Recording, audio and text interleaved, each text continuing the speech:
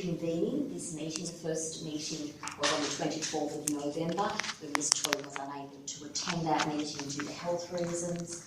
The committee decided on that occasion that the hearing would be postponed until today on the basis that Ms Choi provided medical evidence of her inability to attend on the 24th. That medical evidence has been supplied. So before we move on to the process of today's committee meeting, I would just like to ask everyone here at the meeting to announce themselves, please. So I'll start with myself, Maxine Anderson. I'm the chair of the committee.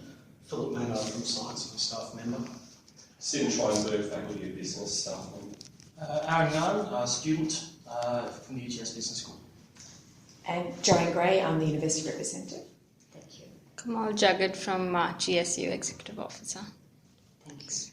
And I just want to ask the committee members if there is any conflict of interest. That was also obviously the case at our first meeting. Just to remind the committee members, though, that this meeting is private and confidential and should not be discussed outside this room. And of course, we're aware that the meeting is being audio recorded, and we all have been given a copy of the papers, so thank you to Kamal for preparing those. So, as I said, the purpose of today's meeting was to hear the appeal by Ms Choi. She has sent in an email providing a reason as to why she cannot be here today due to hospitalisation of her father in Korea and her role as his carer. She has provided some evidence of his hospitalisation, but unfortunately that certificate is in Korean and has not been translated. So just wanted to note that for the record. So the first question that this committee has to determine is Ms Choi's application that the matter be postponed, whether that should be approved or not. So at this stage, I'd like to invite the university's representative, Associate Professor Joanne Gray, to give the university's views on Ms Choi's application for postponement. Okay, thank you, Maxine. So I've got a number of matters to go through, so if you can just bear with me while I go through a range of reasons.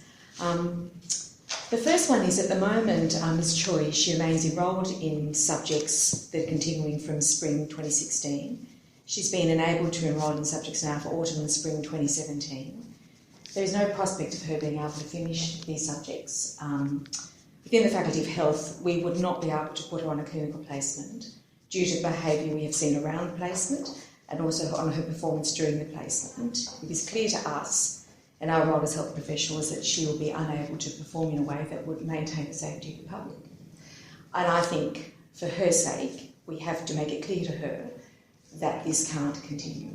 In fact, if we delay this hearing to March next year, she will, to all intents and purposes, come back into Australia thinking that she can continue her studies. And I think that's quite worrying for her, and I think for the university as well. So I think that we need to very quickly let her know that we will proceed with this hearing and that we need this to come to a conclusion.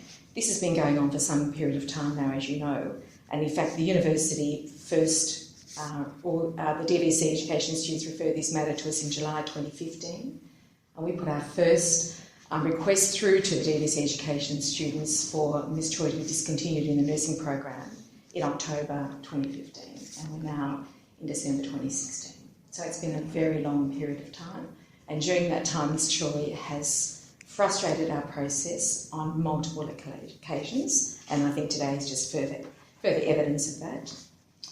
I'm concerned that the evidence she continues to provide to us isn't evidence that actually does cover what she's saying. So the evidence she's given us about her absence on the 24th of November is not a medical certificate from the Emergency Department of Royal Shore Hospital. There's no evidence that she was there, and we're very clear in what we asked her to do.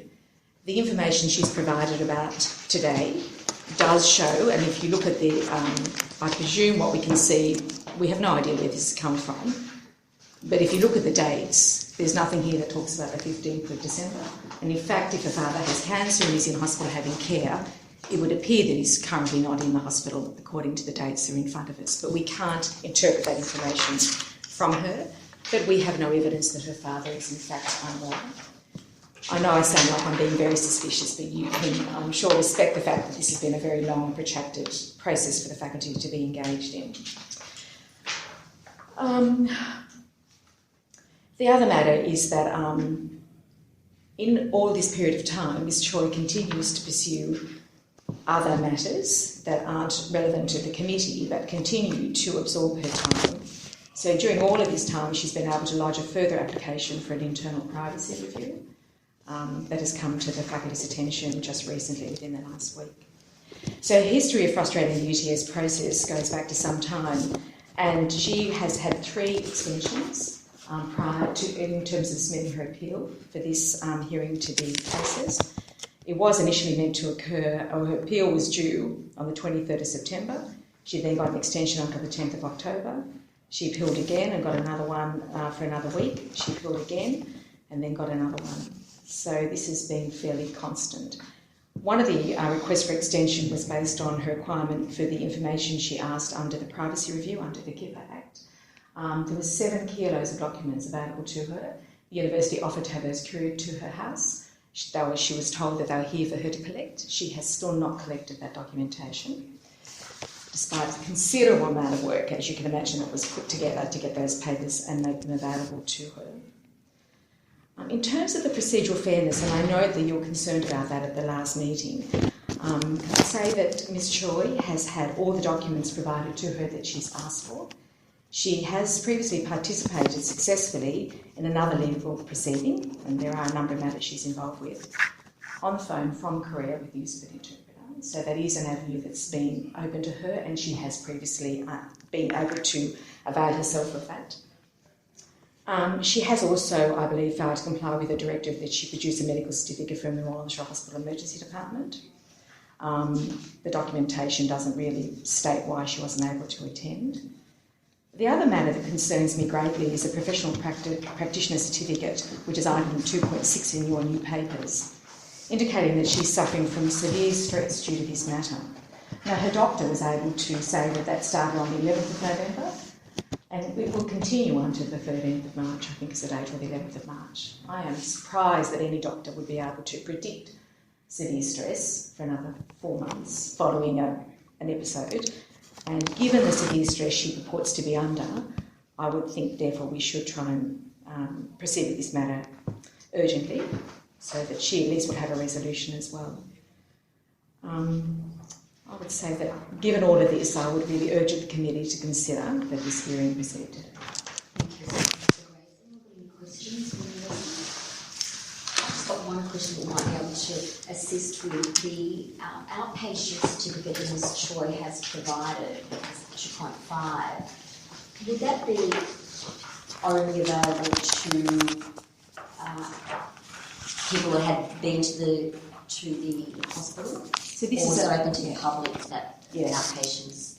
Well, the outpatient prescription, it does say, when you look at on the label at the top of the page, admitted the 24th of November 2016.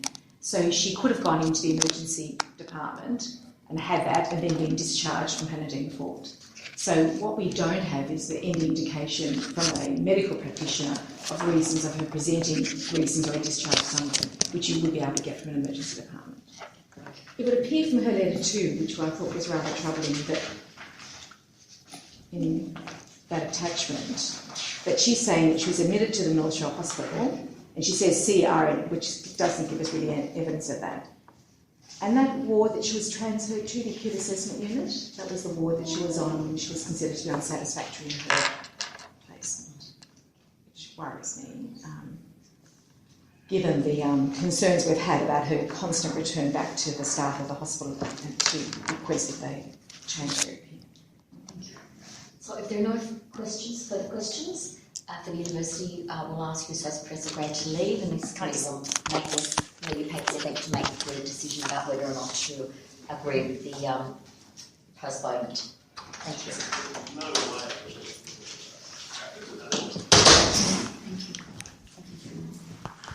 Thank you. Yeah. So they're fairly detailed reasons the university has put. Yeah. So thank you for coming back into the room, Professor Gray. The committee has made a determination that the matter will proceed today in the absence of Ms Choi. We've taken into consideration the that she was given notice of today's date, which has been adjourned from the 24th of November. We've taken into consideration, to the best of our ability, the evidence that she has provided for the reasons to postpone the hearing, but we have also considered the university's reasons as to why the matter should be determined today, and so we have decided not to allow the postponement application by the student, and we will proceed. So we'll now move into the second stage of this meeting's role is to, we have, as I said, the detailed paperwork, but to invite you as university's representative, if you have any further information, details that you would like to add to the application. So this is the appeal? Yes. To address the appeal yes, itself, not yes. about the, yeah, so this is the so matter. I made the decision that the matter will proceed, and that's under Rule 7.1.1. Okay.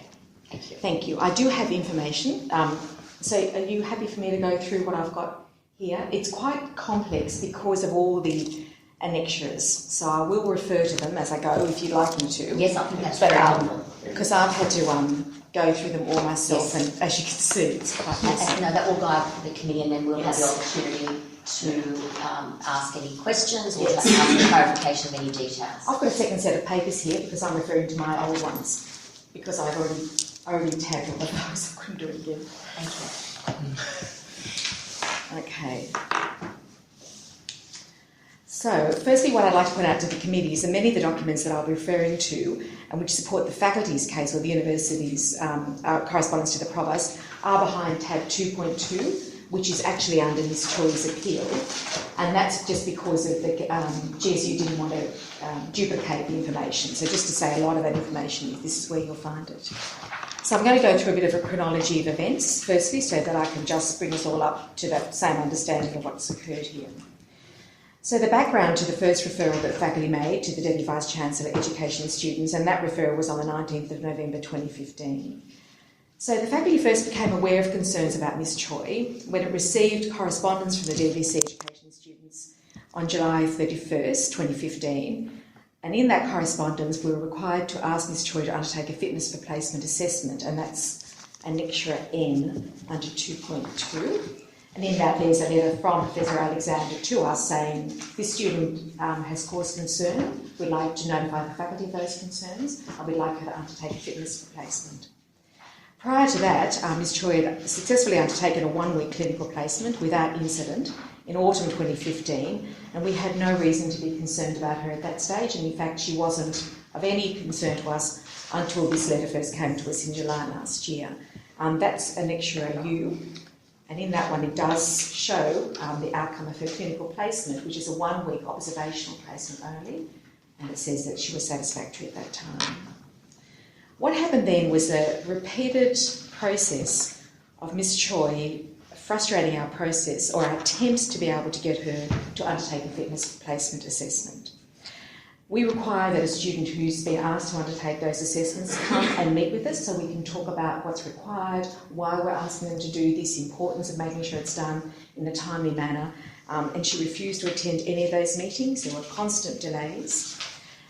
We received multiple emails from Ms Choi, and in fact our submission, which you don't have in front of you, but our submission to the provost was 100 pages, and that was just in 4 months between her first coming to our attention in July and us referring her for discontinuation in November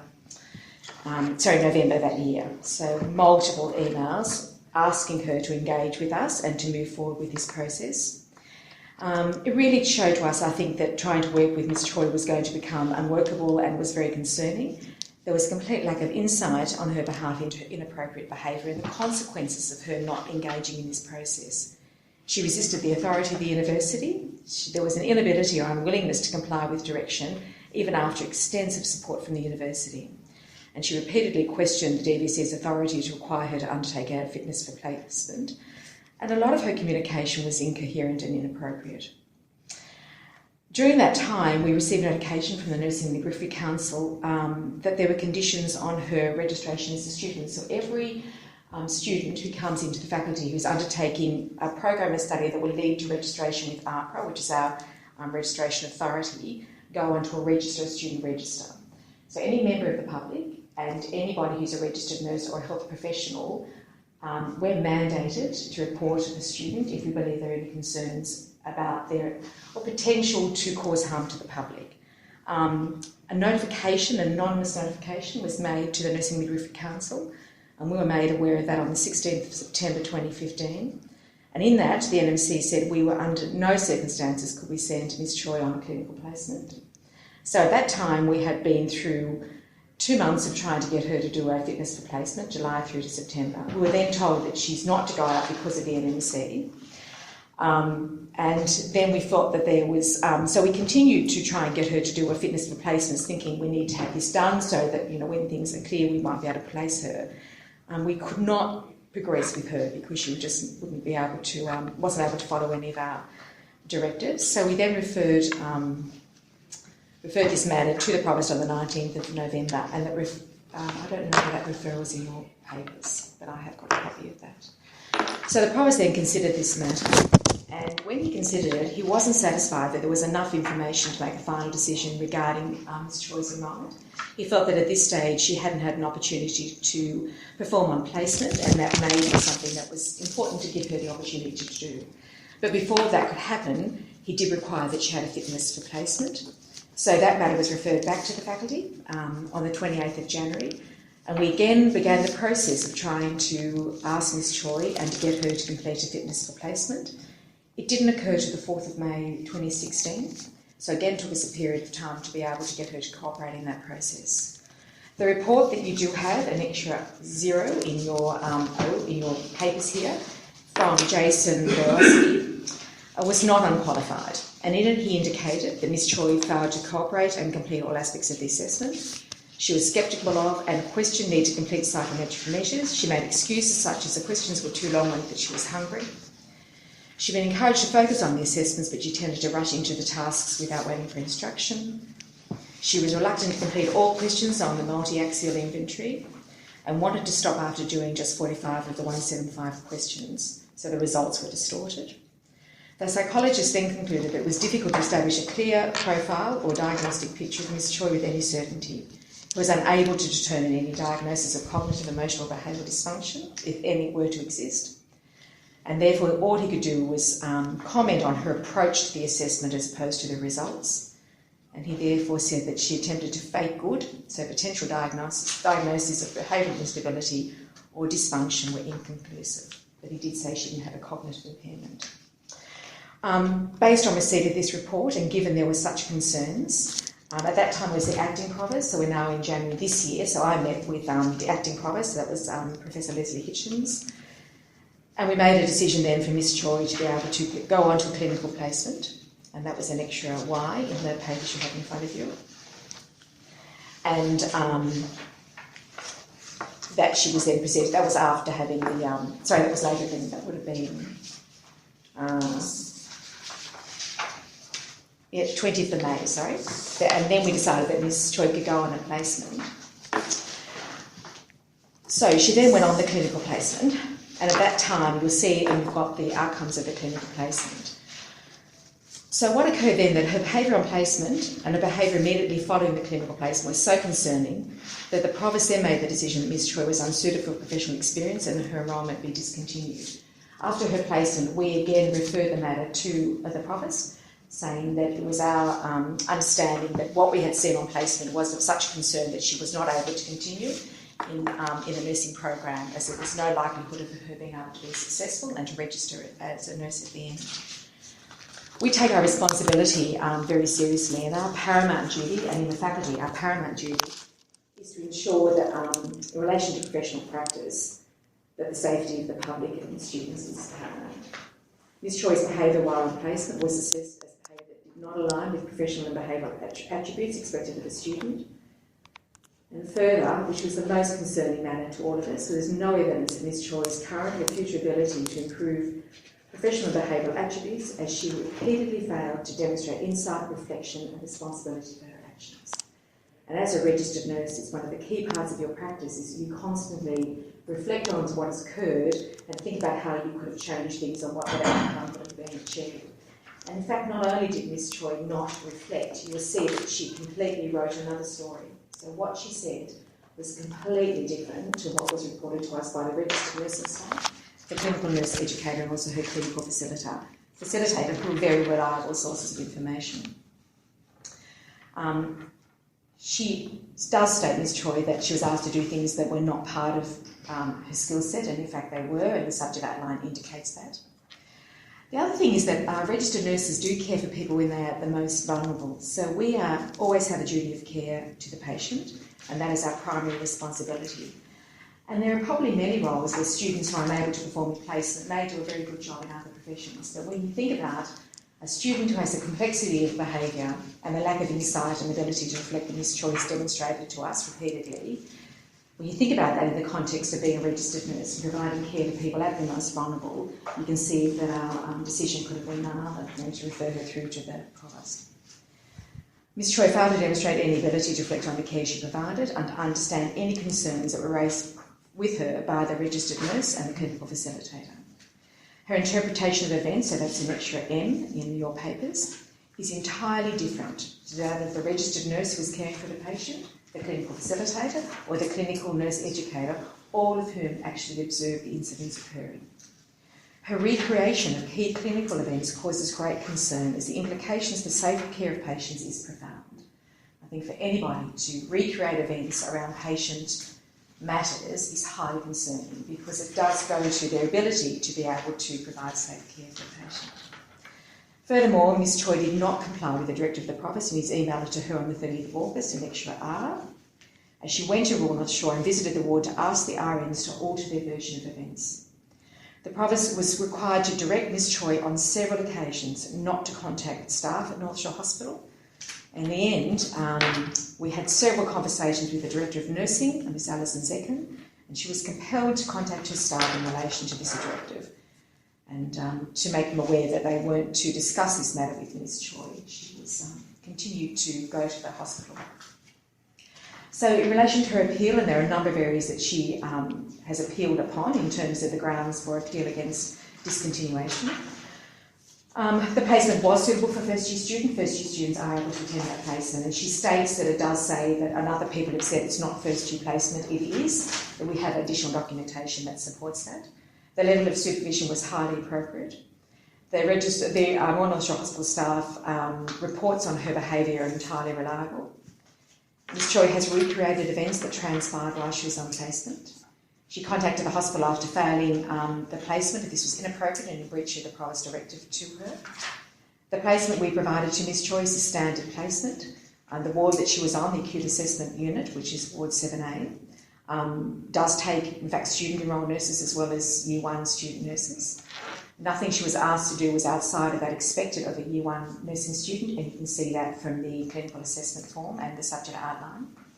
And in fact, many of the activities she describes in her own version of events are very, what we would describe as quite basic clinical skills. They're the sorts of things we'd expect a first-year student to do without there being any concern. So her first ground then, this is a summary on page 1 of her appeal. She says here, 1.2, decision on basis of failed placement. This was inserted as a determinant as to whether she was fit to engage. The provost's decision letter clearly states that he carefully reviewed the background to this matter as well as the documentation. The clinical placement was actually given to Ms Choi as an opportunity for her to demonstrate her ability to perform, to demonstrate that she's suitable to continue in the nursing program. So this wasn't inserted, as she states, as something that occurred afterwards. This is part of a process to determine whether she was fit for, able to continue her program. This is a standard clinical placement for first-year nursing students. There's, I don't know why, she seemed to think it wasn't, but in fact it is standard placement. She says that she was, UTS staff and Royal North Shore staff were coordinated to over-monitor her. We deny that this is the case. She reports that the provost's decision was an abuse of power, and I'd like to state that we have gone to great lengths to support Ms Choi. In fact, 9 months after the initial referral from the faculty and 13 months after the first time the DVC education students directed us to ask her to join FPA, during all that time we supported her and enabled her to continue in the program. She was supervised as appropriate in a standard placement. We were aware when Ms Choi went on placement, clearly, there were concerns about her behaviour. And we were worried about what might occur while she was on placement. So she was supervised by a clinical facilitator who had 2 other nursing students at the time. So she states in her papers that it's normally 1 to 10. In fact, it's normally 1 to 8. And we did have a second facilitator facilitating 8 students at North Shore Hospital at the time. But our ratio of placement of facilitator to students is dependent on a range of factors. And when Ms Choi attended placement, it wasn't during the standard block, it's what we call a make-up block. So we pull students who have missed placement for a range of reasons, and our ratios will often be different. But to be honest with the committee, we were very concerned about her safety on placement. So we, as we said, we had such a responsibility to the safety of the public. And given our knowledge of Ms Choi and her behaviour, we had to be very sure that we were monitoring her and the safety of the patients at all times. So the supervisor, a clinical facilitator, was present most of the time with her, and if not, she was supervised by registered nursing staff, one of whom said that they, at the end, and you'll see that's documented, that there was at no time she would leave Ms Choi alone with any of her patients. She was that concerned about her behaviour. So Ms Choi also says that there was a process that led to a decision about abuse of power, and we would say that we can't see why that would be the case. She does state that this was being referred to as a third year student. She was in fact doing a third year subject, and that might have been the confusion, but the placement we put her on was standard for first years. The clinical assessment form upon which she was assessed was the first year subject that she was enrolled in, so it was entirely appropriate. There was nothing in that CAF or in the clinical assessment form that indicated that she was being assessed at any other level. She states that she was being asked questions by the facilitator about something that was a third year knowledge, and that's not the case. I have no evidence of that whatsoever. I can't see that that occurred during her placement. So her recollection of incidents while on placement was completely contrary to reports of her Royal North Shore Hospital staff. When Kelly Eyre, the Director of Clinical Practice, sat with her on her last day of practice to talk about the reasons why she was unsatisfactory, Ms Choi was completely unable to understand why these matters were of concern. And when we raised the issue of her exposing a patient who was in the bathroom, she just couldn't understand that was a problem and then denied that it happened. The matter where she became very excited about a patient who was dying, and that she, in the end, Ms Choi's report to the committee in her appeal says that she had to drag the facilitator away, is completely at odds with what occurred. And I can't understand why, I don't know how she's reached that conclusion, but in fact it was Ms Choi who was very excited and overexcited about this death or this patient who was dying, and pulled the facilitator in, and the facilitator and the nurse educator both had to direct Ms Choi to come away from that situation. During an emergency response, there was a patient whose observations were within what we call, it's called between the flags, so that it's on an observation chart. If observations fall outside of the area or in the zone of being of concern, the first response would be to report that to a nurse, and Ms Choi didn't do that. So an emergency response was called for the patient, and during that crisis team intervention for this patient, Ms Choi constantly was distracting the registered nurse and asking multiple questions, completely inappropriate to what was going on around her. So had no ability to see this patient's in a crisis. There's a team here trying to work with this patient and try and bring them back into a reasonable state, and she was unable to see that. And that was a great concern, that she was not able to think about and reflect on what was occurring around her. I have more here. So there is quite a... Did you want me to keep going in terms of she's got many, many grounds, and I can keep going. I note that the procedure set out a time limit on Yes. the 15 minutes. If the committee members would like to ask any questions of the university, because we have read the papers. Yes. Yeah. I think there's a couple of things I have to ask. Firstly, the core of the students' appeal seems to be around this idea of what's a standard placement. Yes. So we need to understand placement. I've read the papers and I've read the clinical placement where each aspect says assessed against the first year standard and maybe fail. So I understand that part of the assessment. And there's no grounds for thinking that she was assessed at a high level in first year. I need to understand, at that time of year, is that when a placement normally happens? What sort of length was this compared to a standard autumn semester sort of placement? Yeah, okay. In that subject that she was enrolled in, ADHD 2, every student has to do 80 hours of placement, and she undertook 80 hours of placement. We place students during the subject if possible. We can't always offer a placement then because there simply aren't enough placements. So then we have other blocks, so we have placement blocks that are facilitated in the normal way, and we allocate students to those blocks of time. And the students know that at the beginning of the year, so they've got a clinical ladder that says these are the placement blocks that will be available for you in this subject. Okay, so the date was a standard date? Yes. And the facilitators made available were the standard facilitators, were they? Yes, they're the ones we've used all the time. Yes, yeah. So Anne was a clinical facilitator, was a known facilitator to us. And that's what it was, a make-up placement, was it called? Yeah, well, she had a make-up block, But it wasn't for her. No, just it was those ones that fall outside. Yes, Standard ones. yeah. And it's because, we're still waiting for her to get the fitness for placement and there are all the other delays that occurred. Yeah. Yes.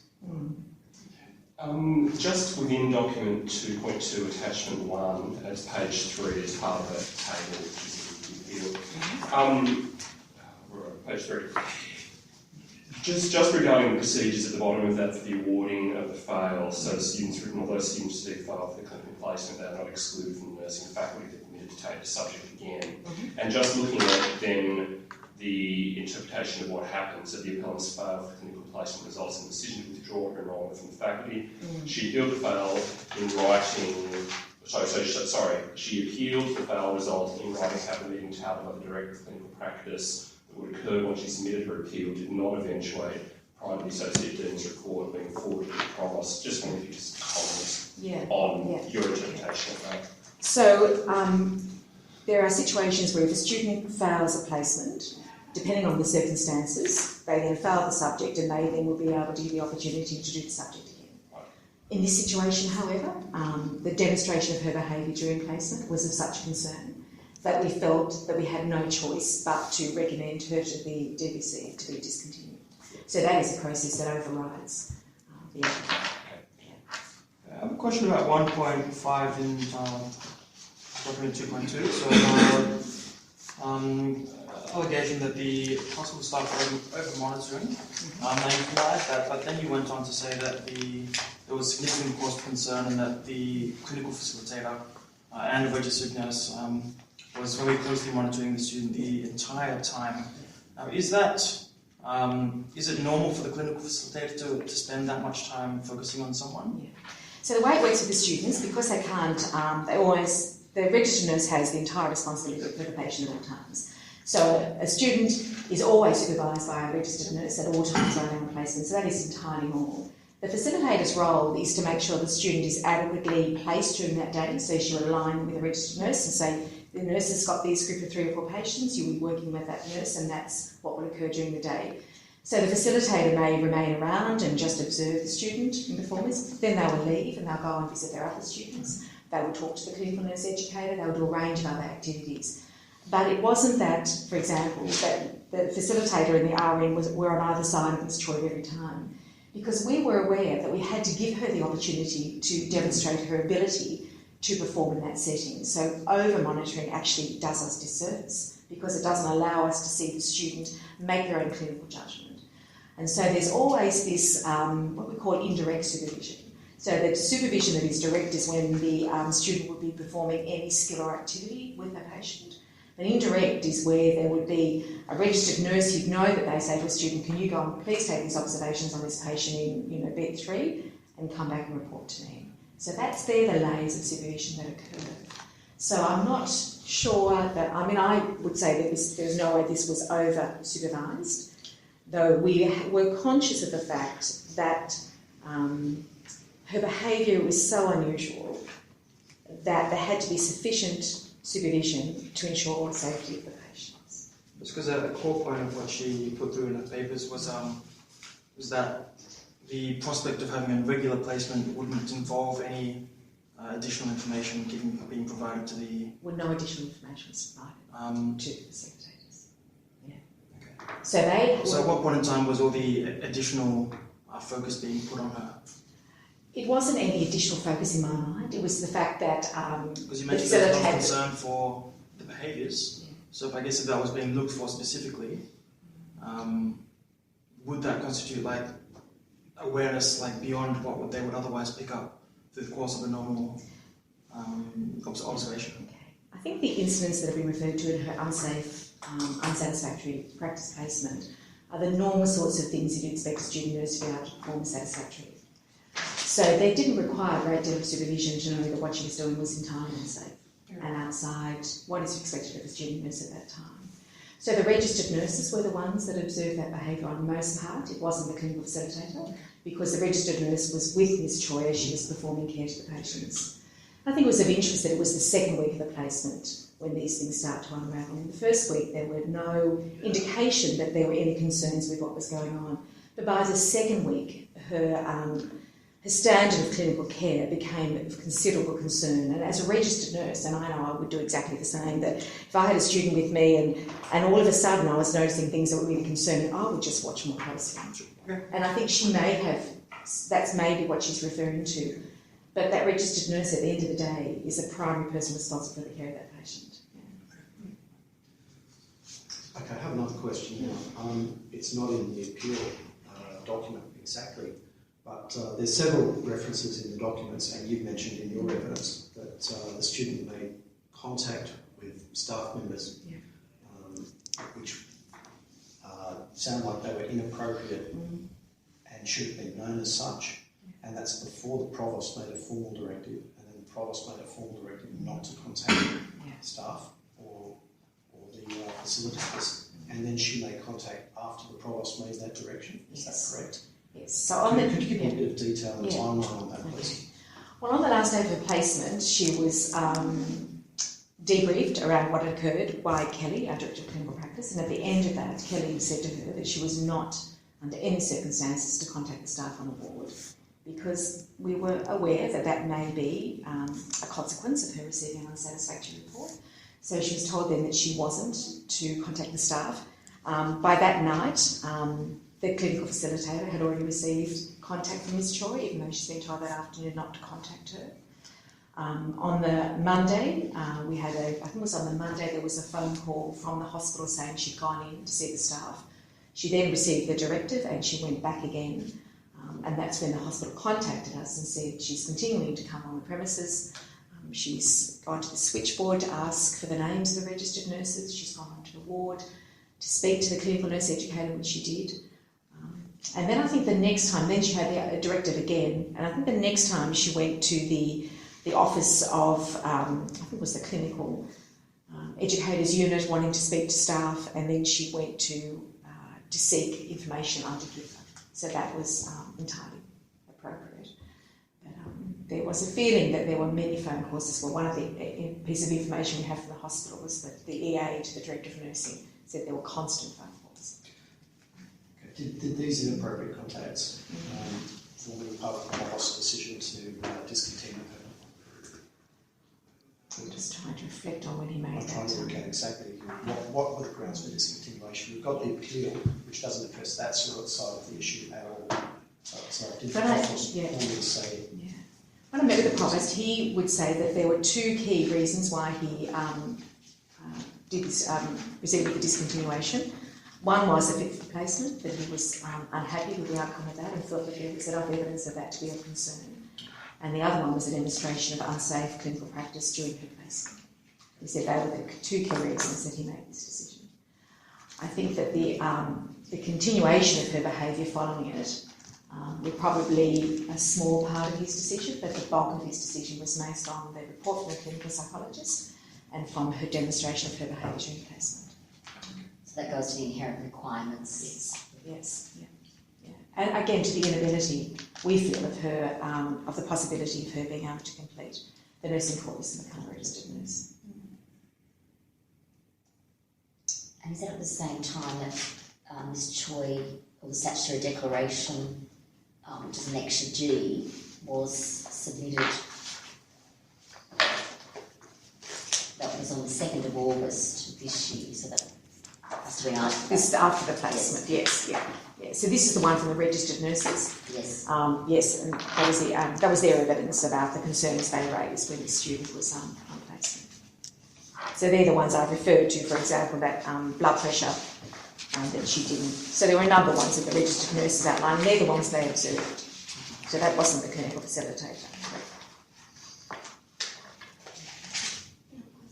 I just had one question, still within the actual appeal document itself, so document 2.2, attachment 1, ground 4. So ground 4, item 22. It just refers to the decision to impose on the appellant 6 sessions of psychological treatments and requested fitness and placement assessment is normally only sought by the Faculty of Health in confidence. Just wondering whether you'd be able to say something on the process whereby the FPA was actually requested and whether or not that can come from outside the Faculty of Health as the actual appeal document seems to imply. Sorry, so what point was Sorry, this? it's document 2.2, attachment 1, ground 4, item 22. Page 9. Right. Item 22. Yeah, item 22. Okay, so the 6 sessions of psychological treatments were outside of the faculty's directive. So this occurred. All these additional matters that are going on that are outside of this committee. But Professor Alexander requested those treatments as well as an FPA, which then the faculty instituted the FPA. But these 6 sessions were due to concerns that Professor Alexander had about the students' health. Can I just ask a question, please, around the relationship between the Nursing and Midwifery Council? And so there was a notification made to the council of a concern. It was an anonymous one. Yes. And then what's the relationship between the council's authority with nursing students? Okay, so the way it works is AHPRA is which is the Australian Health Practitioners Regulation Agency. They're the overarching national body.